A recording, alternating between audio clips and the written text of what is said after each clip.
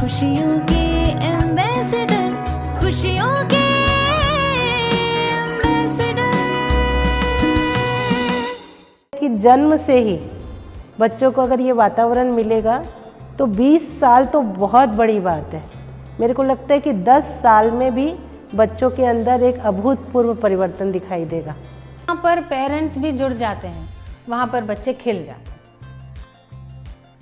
जहाँ पर पड़ोसी जुड़ जाते हैं, दादा दादी जुड़ जाते हैं, वहाँ और खिलना, ये तो हमको एविडेंस दिख रहा है।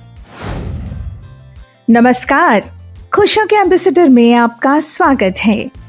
पिछली बार आपने देखा था अभिभावक विद्यालय रायपुर का एक अनोखा उत्सव। जी हाँ, मूल्यांकन उत्सव। मानवीय चेतना विकास मूल्य शिक्षा आधारित अभिभावक विद्यालय की एक विशिष्ट पहचान पूरे देश में बन चुके हैं।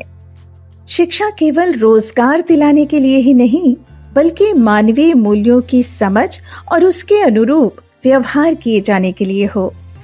बच्चों को ऐसे संस्कार मिले कि वे शिष्टतापूर्ण दृष्टि से आचरण कर सके। तो आज हम आपको मिलवाने जा रहे हैं खुशियों के ऐसे एम्बेसडर से जिन्होंने मानवीय शिक्षा को बच्चों को सहज रूप से उपलब्ध कराने के लिए योगदान किया है।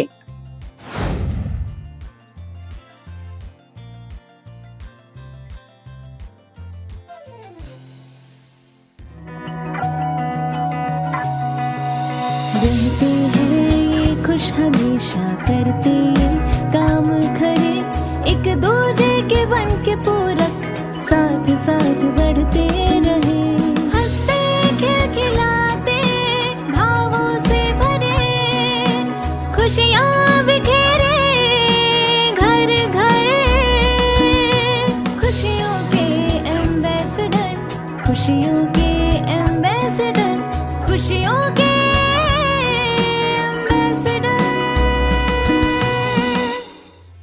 रायपुर के एयरपोर्ट रोड पर अभिभावक विद्यालय की स्थापना हुई थी सन 2011 में। तब से लेकर आज तक इस विद्यालय ने एक लंबी यात्रा पूरी कर ली है। शुरुआत कैसे हुई इस विद्यालय की, जानना चाहेंगे? 2010 तक हर बार जब भी विद्यालय खुलने की बात होती थी, हर बार ये प्रश्न आ जाता था कि बच्चे आगे की शिक्षा में कम तो नहीं पड़ जाएंगे, या फिर जो अभी की शिक्षा है उसमें उनका कॉन्फिडेंस कम तो नहीं हो जाएगा। तो हर बार कहीं ना कहीं विद्यालय का काम रुक जाता था। एक बार ऐसा हुआ कि बाबा जी ने हम सभी बहनों की तरफ देखकर कहा कि बेटा 5वीं तक की विद्यालय खोलने की योग्यता आप में है और आप लोग शुरू कीजिए। 2011 में हम विद्यालय खोले तो 5 वर्ष तक तो सिर्फ चेतना विकास मूल्य शिक्षा की एक बुक से हमने पढ़ाया है। तब तक तो इंग्लिश की बुक भी तैयार नहीं हुई थी, है ना। उसी से जो हमारी इंग्लिश की बहनें थी, चानी बेटा जी और पुनीता दीदी, इन लोगों ने उसी बुक से इंग्लिश तैयार कर के पाठ पढ़ाया। अभिभावक विद्यालय जैसा कि नाम है ना, अभिभावकों द्वारा ही संचालित है, अभिभावक ही अध्यापक है। तो इसकी शुरुआत से ही ऐसा ही हुआ कि जिनके बच्चे थे वही अध्यापक बने, और धीरे धीरे ये भी मार्गदर्शन था हमको बाबा जी का कि जिनका भी आप बच्चों का एडमिशन लो, आप उनसे ये कह देना कि 2 साल में यदि आपको ये पूरा पाठ्यक्रम स्वीकार नहीं होता है, 2 साल तक आप हमारा सब कॉन्सेप्ट को सुनिए, नहीं स्वीकार होता है तो आप अपने बच्चों को ले जा सकते हो, है ना। बाहर बहुत स्कूलें हैं वहाँ पर, और अगर उनको स्वीकार होता है तो फिर उनको अभिभावक विद्यालय की जिम्मेदारी अगर वो वहन करना चाहें तो उनका हमेशा स्वागत करो। तो हम लोग देखें कि हर साल ऐसा हुआ कि 2-4 अभिभावक अध्यापक पद में आने ही लगे। हर काम यहाँ पर अभिभावक ही कर रहा है। तो एक तो ये बात, और एक शिक्षा की जिम्मेदारी, हर साल कोई ना कोई 3-4 माएँ ऐसी तैयार हो रही है जो इसको लेना ही चाहती है। तो अभिभावक विद्यालय इस रूप में सार्थक है कि वो आज भी अभिभावकों द्वारा ही संचालित है। अभिभावक विद्यालय में बच्चों को सरकार द्वारा मान्य विषयों के अतिरिक्त चेतना विकास मूल्य शिक्षा पढ़ाई जाती है। दरअसल यही इस विद्यालय की विशेषता है। तो चेतना विकास मूल्य शिक्षा का मतलब क्या है, आइए समझते हैं। तो संबंध की पहचान एक महत्वपूर्ण भाग है चेतना विकास का। संबंध की पहचान होती है और उसमें एक निहित मूल्य है, उसका निर्वाह होता है, तभी जाकर हम वो जो प्रकृति की व्यवस्था है उसके तालमेल में चल पाएंगे। तो चेतना विकास मूल्य शिक्षा में जितने भी मेरे होने रहने में जितने भी मानव संबंध का जो भूमिका है ना, और शेष प्रकृति की जो भूमिका है, उसको हम बच्चे के चित्रण में चित्रित कर पाए। अगर ऐसा हम कर पाते हैं तो कृतज्ञता प्रस्फुटित होती है, और कृतज्ञता प्रस्फुटित होना ही मूल्य शिक्षा का परिणाम है ना। नहीं तो खाली भाषा ही है कि मैं कृतज्ञ हूँ, मेरे को धरती बचानी है, धरती मेरी माँ है। ये भाषा हम सबके पास बहुत है, लेकिन उसके बावजूद भी गलतियाँ तो मानव से हो ही रही है। वही सही शिक्षा है। अभी आप लोग जो गलत शिक्षा लेके आप इतने बड़े हो गए, फिर से वही रिपीट हो, फिर से आपके बच्चे बड़े हों और फिर उनको सही पता चले। उससे अच्छा है कि वो पाठ्यक्रम में ही आ जाए, सत्य की जो पढ़ाई है वो बचपन से ही हो जाए। ऐसा ना हो कि हम पूरा ग्रेजुएट हो जाए, शिक्षा पूरी हो गई और जीने में जहाँ जहाँ दुविधा आ रही है और इतनी सारे समस्या आ रही है, उसके बाद हम सोच रहे हैं कि समाधान क्या है। तो ये था कि समझ के ही अगर बच्चे जिएंगे तो ये सारी जो नेगेटिविटी हमको दिख रही है वो होगी ही नहीं। स्कूली शिक्षा का जो एक पर्पस है कि बच्चा सेल्फ कॉन्फिडेंट हो जाए, है ना, दूसरों की रिस्पेक्ट कर पाए। क्योंकि अगर आप सिटीज़न हो तो पहले सेल्फ कॉन्फिडेंस के आधार पर आप दूसरों की रिस्पेक्ट कर पाओगे, तभी तो समाज के अलग अलग तबकों का भी रिस्पेक्ट कर पाओगे। तो आप सिटीज़न बनने जा रहे हो, है ना। तो एक सेल्फ कॉन्फिडेंस हो, दूसरों की रिस्पेक्ट कर पाए, व्यवहार को कर पाए, कैसे समाज में जीना होता है, कैसे परिवार में जीना होता है। अपने ही माता पिता, अपने ही चाचा चाची, है ना, ताऊ ताई, बुआ, मासी, फूफा, इन सब लोगों के साथ कैसे जीते हैं, तीनों पीढ़ियों के साथ कैसे जीते हैं, वो प्रैक्टिस करेगा कि परिवार में कैसे जीना है। जब वो परिवार में फुलफिल हो जाता है फिर वो समाज में जाता है। तो परिवार मूलक हमारी शिक्षा भी रहेगी। जब वो परिवार में पूरा पढ़ता है तब वो समाज में पूरा मोस्टली पढ़ जाता है। परिवार में वो ठीक से जी पाए, संवाद कर पाए, एक दूसरे की बात को सुन पाए, अपनी मन की बात को बिना रिएक्शन के बोल पाए, इस प्रेपरेशन के लिए है ये शिक्षा।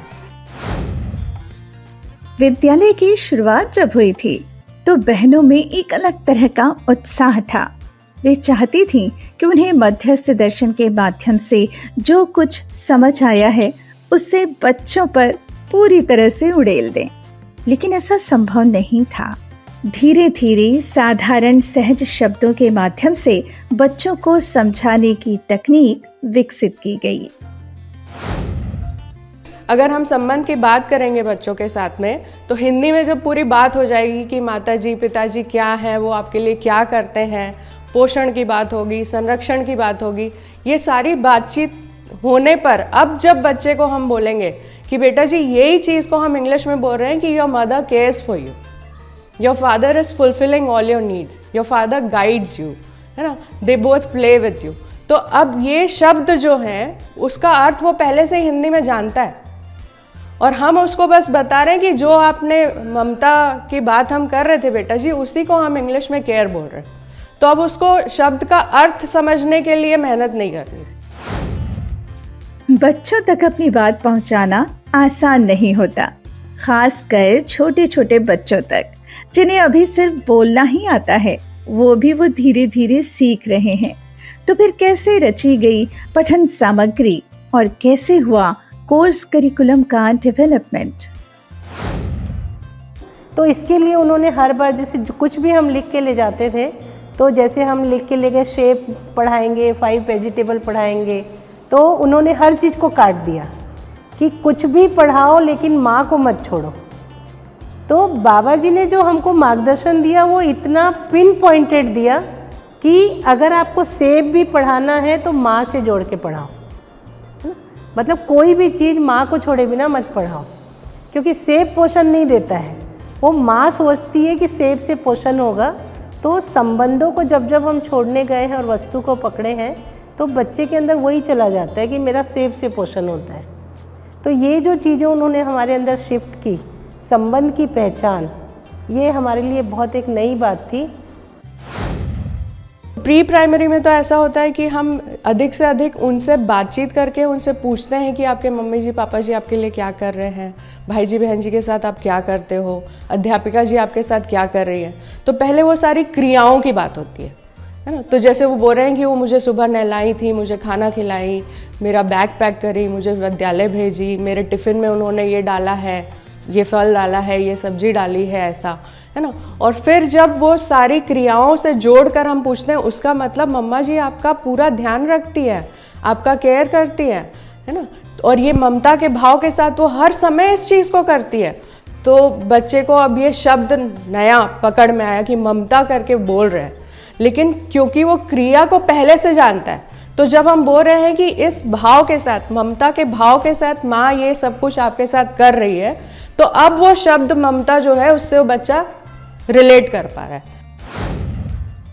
तो जब तक हम ये संबंध वाला पार्ट, संबंधों की तरफ ध्यान देना, संबंधों की सुन पाना, संबंधों में जो निहित अपेक्षाएं हैं, एक्सपेक्टेशंस हैं, उसको अगर हम नहीं क्लैरिफाई करेंगे तो वो ना बहुत ही इन्फॉर्म्ड इंडिविजुअल बन जाता है जो कि जी नहीं पाता, फ्लोटिंग इंडिविजुअल टाइप में कहती हूँ। और वो बहुत डिप्रेसिंग है उसके लिए भी और पेरेंट्स, फैमिलीज, सब के लिए।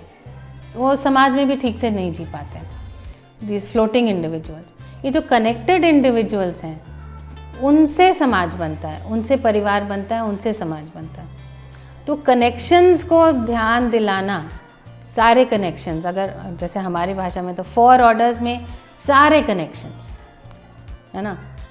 जो एनवायरनमेंट वाला है वो तो लोग बताते ही हैं कि हमारा कनेक्शन उनके साथ है, लेकिन एक जो पॉइंट है वो जो हमारा ह्यूमन कनेक्शन है वो छूटता ही है, क्योंकि हमने खुद ही नहीं पढ़ा। जब हमने खुद ही नहीं पढ़ा इस चीज़ को, तो we need that curriculum inside ourselves, then we can teach it.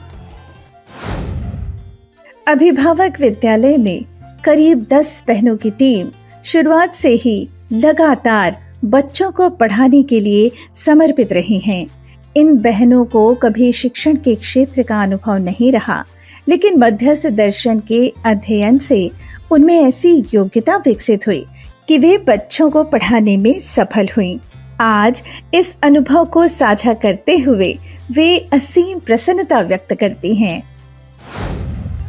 कि हम बहुत हड़बड़ी करते हैं जीने में और हमारे बच्चों को पेरेंटिंग करने में। तो पेरेंटिंग तो हमेशा बहुत ही खूबसूरत चीज़ होती है। तो वो ऑलरेडी हम हर पल चेतना विकास को जीते ही हैं, प्रयास करते हैं जीने का। जीत तो पूरा नहीं पाते हैं, पर हम समझदार होने का हमेशा प्रयास करते हैं। तो ये जो समझदार होने का प्रयास का जो पूरा पैकेज है, वो अभिभावक विद्यालय यहाँ हो, चाहे छोटी अभिभावक विद्यालय हो, चाहे कहीं पर भी इस चेतना विकास मूल्य शिक्षा को पढ़ाया जा रहा हो शुद्ध बुद्ध तरीके से, तो वहाँ पे तो ये चीज़ निश्चित है कि अध्यापिका, अभिभावक और बच्चे तीनों सुंदर होकर निकलेंगे। बेटा, अगर आप लोगों मानवीय परंपरा चाहते हैं तो आप लोगों को शिक्षा संस्कार में काम करना होगा और आप लोगों को ये विद्यालय खोलना है और वहीं अपने को काम करना है। और तब से मन बन गया और ये भी धीरे धीरे समझ में आने लगा कि अगर हम शिक्षा संस्कार में काम करेंगे तो यही आगे जाके बच्चे एक समझदार बच्चे बनेंगे।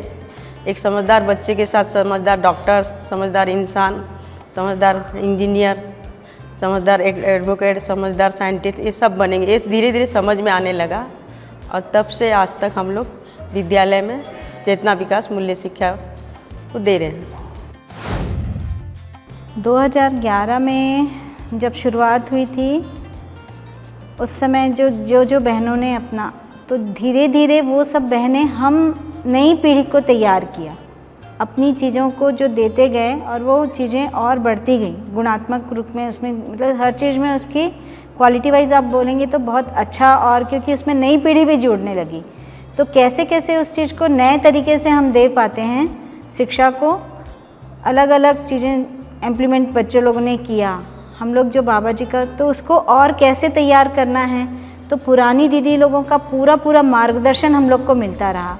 और अभी जो नई पीढ़ी आ रहे हैं, मैं बीच की हूँ कि इस तरफ भी पुरानी बहनों से जुड़ी हुई भी हूँ और नई पीढ़ी को भी तैयार करने में भी जुड़ी हुई हूँ, तो इन लोगों को मैं ट्रांसफ़र कर पा रही हूँ बढ़िया से उन लोगों का, तो दीदी लोगों को, क्योंकि बहुत अच्छे से हम लोगों को सिखाए हैं ये सब चीज़ें।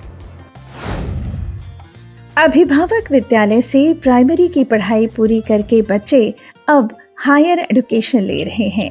कुछ तो दूसरे बड़े शहरों में जाकर शिक्षा ग्रहण कर रहे हैं, लेकिन उनकी स्मृति में इस विद्यालय में पढ़ाए गए संस्कार आज भी स्थिर हैं।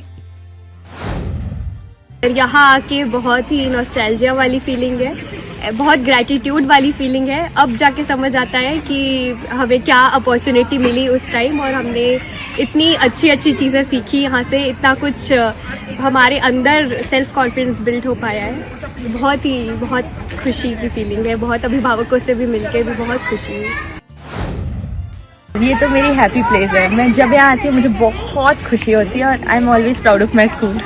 वैसे तो यहाँ से हमने बहुत सारी चीज़ें सीखी हैं, जैसे संबोधन, सहयोग, आज्ञा पालन, नियंत्रण, पर जो मेन चीज़ मैं अपने में देख पाती हूँ वो सहयोग वाला पार्ट है। जैसे वहाँ बहुत कॉम्पिटिशन्स होते थे, बहुत सारी वीकेंड्स पे बहुत सारी चीज़ें होती थी, तो सब अकेले जीतना चाहते थे और मैंने अपने में ये देखा कि मैं सबको साथ लेके चल पा रही हूँ।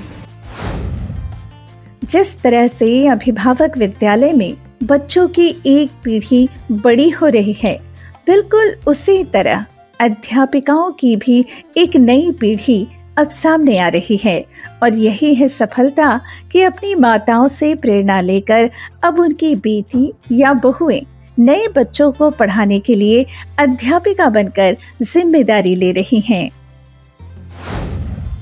इस विद्यालय में मेरे को मेरे पूरे दिन भर की रूटीन में जो बेस्ट पार्ट लगता है वो सिर्फ ये विद्यालय वाली चीज़ है कि मैं यहाँ पे जब आती हूँ ना, मैं अपनी एक अलग एनर्जी में होती हूँ। बच्चों की खुशहाली देख के हमारी खुशहाली बढ़ जाती है।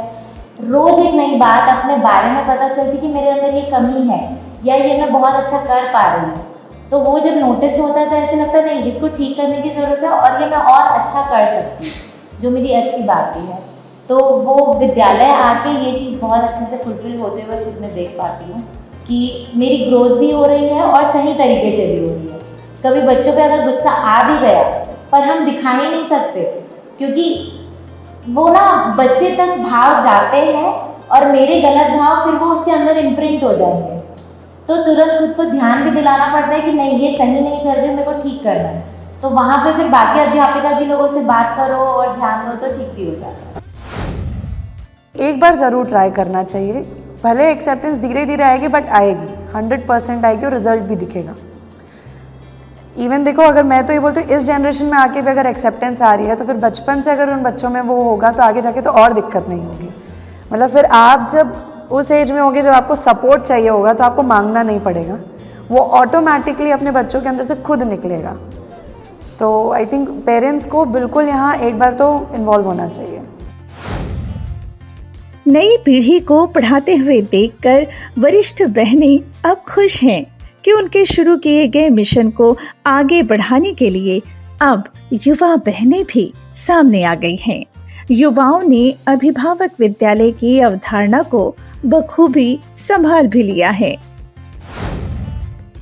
आज बच्चों का उत्साह देख के उससे पहले उत्साह मतलब टीचर्स का दिखाई देता है पीछे, क्योंकि जो मेहनत होती है वो बच्चों के साथ टीचर्स किस भाव से लगी हैं। मतलब बच्चों की प्रति टीचर्स की जितनी गहरी स्वीकृति होगी उतना हम आगे कंटेंट दे पाएंगे, क्योंकि पहले हमारा मेन भाव है हम बच्चों को अपने बच्चे के रूप में स्वीकार कर पाए, और यहाँ वो मतलब हम लोगों के समय जो रहा वो आज वो चीज़ और बेहतर आगे की बहनों ने और अच्छे से संभाल के रखी हुई है। उस बात को देख के अपने आप में मतलब हमको भी बहुत खुशी महसूस होती है। बहुत अच्छा लगा मेरे को यहाँ पे आप लोग का जो प्रस्तुति, बच्चों का प्रस्तुति देख करके, जैसा हम चाह रहे थे बच्चे ऐसे बने कि स्किल में भी वो आगे हों और चेतना विकास में भी आगे हों, इस दोनों का सामंजस्य मुझे दिखाई दिया। बहुत अच्छे से बच्चे प्रस्तुत हो रहे थे, कॉन्फिडेंट प्रस्तुत कर रहे थे सारे के सारे। इसमें आप सभी लोग को श्रेय जाता है कि बच्चे को इतना कॉन्फिडेंट आप लोग बनाएं, और साथ में वो वैसे ही सौम्य भी नज़र आ रहे थे जैसे बच्चों को हम देखना चाहते हैं। तो ये सभी मेहनत आप सब लोग को जाता है। चेतना विकास मूल्य शिक्षा का सपना साकार होता देखकर अनीता शाह जी असीम संतुष्टि का अनुभव करती हैं। उन्हें लगता है इस धरती की सारी समस्याओं का समाधान है चेतना विकास मूल्य शिक्षा। आप अपनी अगली पीढ़ी को अपने से अधिक योग्य नहीं बनाए तो आपका कोई प्रमाण नहीं है। तो ये बात हमारे ध्यान में बनी हुई थी, और चूँकि बाबा जी के आचरण से भी ये बात हमने बहुत अच्छे से देखी थी। तो जैसे ही 10 वर्ष हुआ, हमारे अंदर ये आने लग गया था कि कहीं हम ऐसा तो नहीं होगा कि हम इसको पकड़ के बैठ जाएंगे। तो एक प्रयास शुरू हुआ, और इसमें प्रयास में सामने वाले के प्रति भी मैं उनके भी पात्रता की बात करूंगी कि हमारे जो बच्चे हैं उन्होंने भी इस बात को स्वीकारा। तो 10 साल जो जितनी भी बहनों ने काम किया, प्रायः उस सभी परिवार के बच्चों ने इसको बहुत सहज स्वीकार किया। और पिछले 3 साल से हम लोग देख रहे हैं कि रायपुर के 10-15 परिवार जो बाबा जी के सानिध्य में थे, जिन्होंने अभ्युदय संस्थान या फिर अभिभावक विद्यालय में अपनी महत्वपूर्ण भूमिका निभाई, उस परिवार के सभी बेटे, बहू, पोता पोती सब विद्यालय में अपनी भागीदारी निभाना शुरू कर दिए। तो इस वर्ष एक बहुत तृप्तिदायक स्थिति ये लगी कि इस वर्ष का जो मूल्यांकन उत्सव हुआ उसमें पूरी हमारी नई पीढ़ी ने जिम्मेदारी ली थी। तो ये जब घटित हुआ तो ये अपने आप में ऐसा लगा कि हाँ, अब परंपरा बन जाएगी। अब ये बच्चे और इनके बच्चे, जैसे बाबा जी कहते हैं कि 4 पीढ़ी यदि लगेगी तो धरती में इसकी परंपरा बननी शुरू हो जाएगी। तो ऐसा नहीं है कि हम लोग अभी पूरे हो गए हैं, है ना, लेकिन जितना हमारे पास था उतना हमने अपने बच्चों को दिया, और बच्चों में ये निश्चित बात है कि वो बहुत जल्दी ले रहे हैं चीज़ों को। जितना साल हमको लगा था उससे जल्दी बच्चे ले रहे हैं। तो ये जब आगे बढ़ेंगे तो हमारे से और बेहतर ही होंगे, और इनसे इनके बच्चे और बेहतर होंगे, क्योंकि उनको जन्म से मिल रहा है। तो बने रहिए हमारे साथ और हमारे चैनल को सब्सक्राइब कर लीजिए, और हाँ, बेल आइकॉन प्रेस करना ना भूलिएगा। तो फिर मिलते हैं अगले सप्ताह इसी दिन इसी समय। तब तक के लिए नमस्कार।